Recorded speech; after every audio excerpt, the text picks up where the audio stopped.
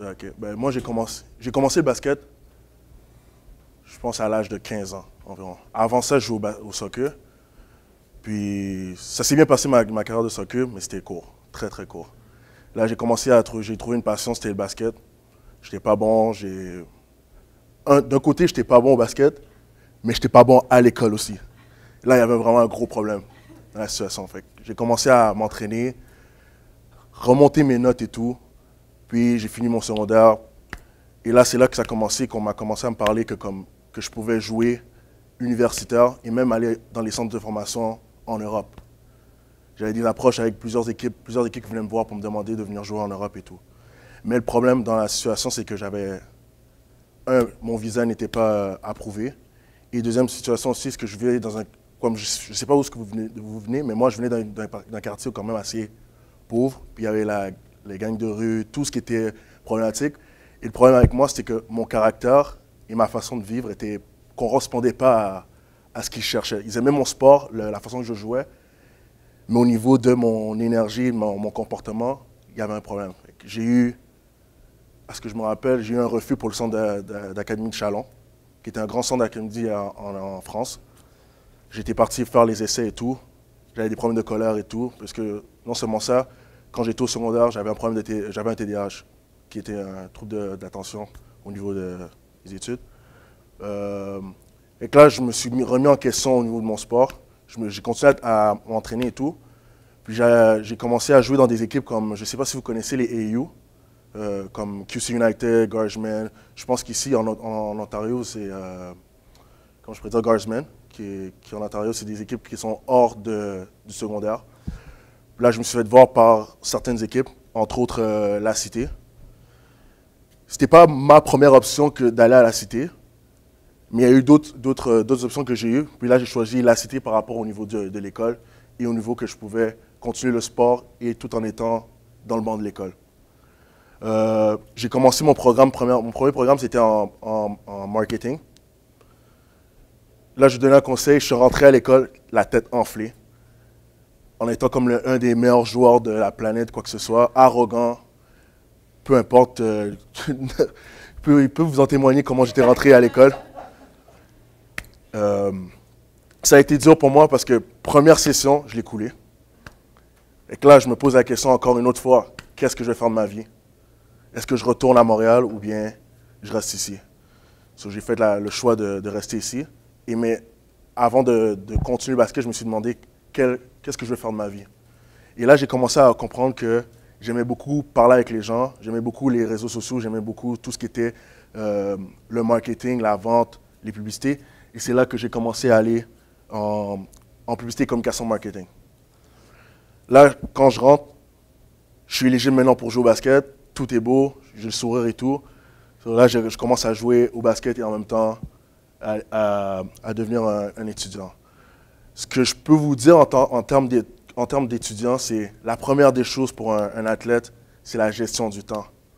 C'est la première des choses que vous devriez avoir à faire, c'est la gestion du temps. Parce que vous avez, en tant que joueur qui joue dans une ligue qui est quand même assez élevée, on a 4 à 5 pratiques par semaine.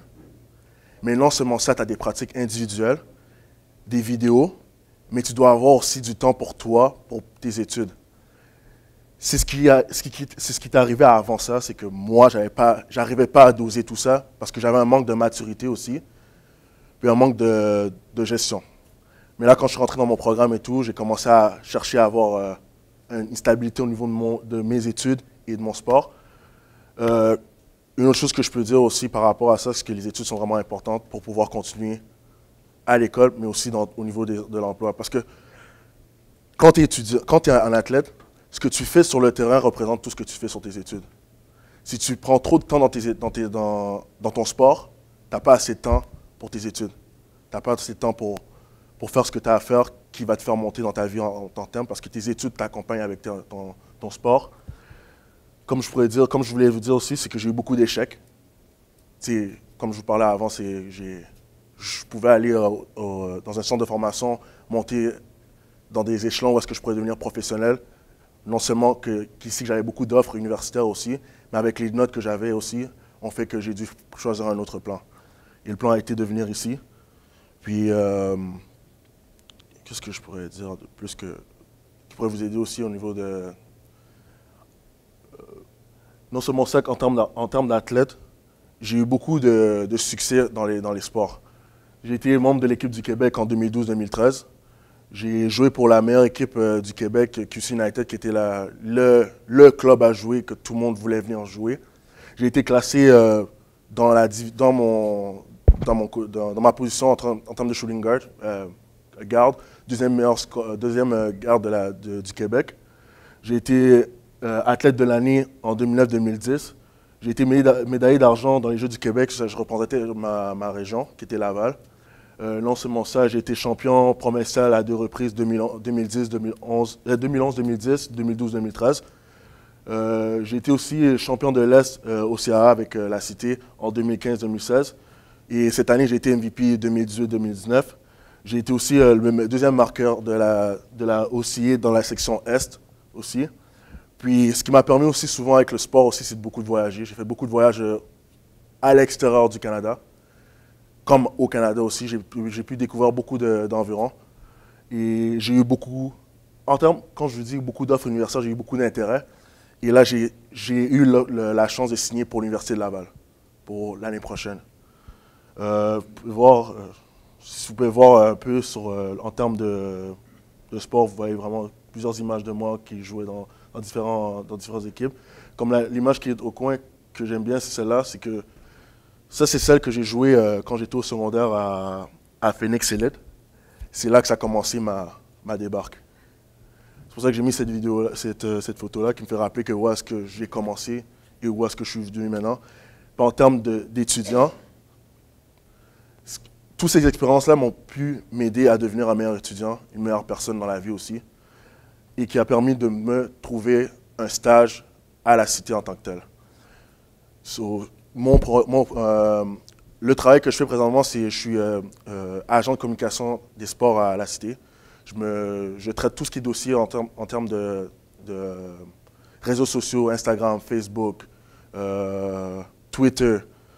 Je peux vous en nommer tout. Je travaille avec tout ça directement. Mais aussi, ce n'est pas juste que du réseau social. C'est la gestion, c'est travailler avec Marc-André par rapport au complexe sportif, travailler avec avec vos directeurs des sports aussi pour pouvoir pour avoir une image de la vision qu'on veut faire au niveau dans les réseaux sociaux avec Dave, si je me rappelle. Puis aussi avec André aussi par rapport aussi au futsal aussi. Mon quotidien en tant que tel, c'est vraiment j'ai un bureau à moi avec un ordinateur, avec tous les dossiers que je dois traiter en tant que tel. Je traite aussi avec les athlètes aussi. Cette année, qu'est-ce que j'ai fait? Le plus gros truc que j'ai fait cette année, c'était le gala sportif, qui a été un événement qui m'a un peu choqué aussi parce que c'était vraiment beaucoup de travail à faire. Et c'est ça aussi. Comme je peux vous dire en tant que tel, j'ai été à votre place aussi à le banc de l'école. J'ai eu des visions en avoir, genre d'aller à NBA ou bien que de juste partir jouer de l'autre côté du Canada. Mais il faut aussi, un conseil, c'est qu'il faut regarder aussi le après. Il faut regarder vraiment le après parce que si tu n'as pas de après, c'est là que tu peux tomber vraiment dans une chute ou est-ce que tu peux même tomber dans la dépression, quoi que ce soit. Puis ça m'a permis vraiment de savoir que même si je ne réussis pas à Laval ou que je ne réussis pas à l'universitaire, j'ai un backup derrière moi. Puis c'est ça. C'est peut-être dans 10 ans ou quoi que ce soit, vous allez me revoir, peut-être annonceur à la télé ou quelqu'un qui est... c'est ça. Et voilà. Ulrich, pourrais-tu, peut-être, moi, une question que j'aurais par rapport à ce qu'ils pourraient avoir, mais je pense qu'ils sont très tranquilles, ils ne veulent pas demander des questions tout de suite. Combien d'heures par semaine que tu dédies à ton sport à ce niveau ici? Je pourrais vous dire, c'est à chaque minute, je dédie mon sport. Comme présentement, ce que je fais en ce moment, c'est dédié à mon sport. Si je vous parle personnellement au niveau des pratiques et quoi que ce soit, je vais vous donner un exemple d'une semaine de sport. Le lundi, je peux arriver à 9 h du matin, j'ai un entraînement personnalisé avec un coach. Je m'en vais à mes cours. Je reviens, je m'en vais faire environ 500 shoots durant le midi. Je retourne à mon cours. Même dans mon cours, Si j'ai des petites pauses, je regarde des vidéos de d'autres équipes pour pouvoir faire des analyses directement. Je reviens, je vais aller faire de la musculation. Après ça, le soir, j'ai une pratique. Je reviens chez nous, j'étudie encore, je dois regarder encore des vidéos pour regarder, voir quelle équipe qu'on va jouer. Et ça, c'est à chaque jour. C'est comme ça. À chaque jour, à chaque jour. Fait que vous comprenez qu'il faut vraiment gérer mon temps en tant d'étudiant et athlète. Mais non seulement ça, j'avais un travail avec ça. So, ça, c'est ma journée en tant que tel. Puis une autre question que j'aurais pour toi, c'est quelles sont. Est-ce que vous avez des questions? Est-ce que vous avez des questions? On parle de jeunes qui veulent devenir athlètes, puis vous voulez savoir, ben, c'est quoi? Parce que majoritairement, moi, ce que je vois, dans tout mon séjour, avec tous les athlètes et ceux qui veulent devenir professionnels dans leur sport, dans leur domaine, on a toujours cette pensée que c'est facile.